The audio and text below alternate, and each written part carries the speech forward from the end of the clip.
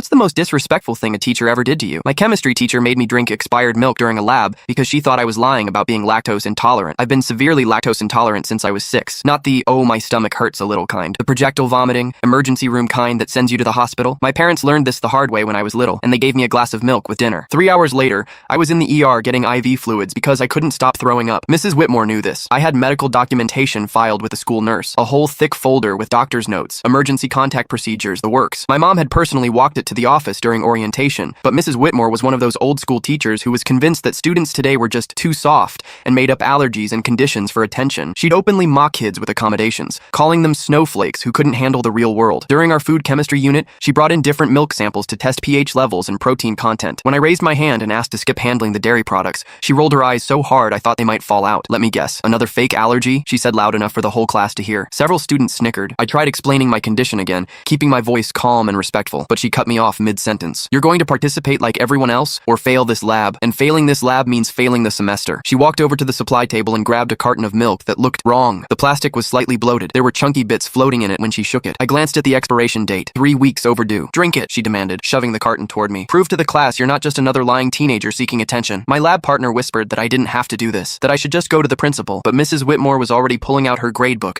pen hovering over my name. 0 for the lab, 0 for participation this week. That's a letter grade drop right there. I was a straight A student. I needed this grade for college applications. My hands were shaking as I took the carton. Fine, I'll drink it. 1 sip, that's all it took. The taste hit me immediately. Sour, rancid, like liquid rot. But I'd committed now. Mrs. Whitmore was watching with this satisfied smirk, arms crossed, waiting for me to admit I was faking. Within 2 minutes, my stomach started cramping. Within 5, I was sweating and dizzy. Within 10, I was violently sick all over her desk, her computer, her precious gradebook, everything. But it wasn't just my lactose intolerance this time. The milk was actually spoiled, rotten. I had food poisoning on top of my severe dairy reaction. I collapsed on the classroom floor, convulsing and vomiting until there was nothing left but bile. My lab partner was screaming for someone to call 911 while Mrs. Whitmore just stood there, finally realizing what she'd done. I spent 3 days in the hospital with severe dehydration and electrolyte imbalance. The doctor said if I'd waited any longer to get treatment, my kidneys could have shut down. My parents didn't just complain to the principal this time. They went straight to lawyers and the police. They sued the school district for reckless endangerment and Mrs. Whitmore personally for assault. The school's security footage showed everything. Her forcing me to drink expired dairy despite knowing about my documented medical condition. Her refusing to let me opt out. Her taunting me in front of the class. She was fired before I even got out of the hospital, lost her teaching license permanently. The district settled out of court for enough money to pay for my entire college education,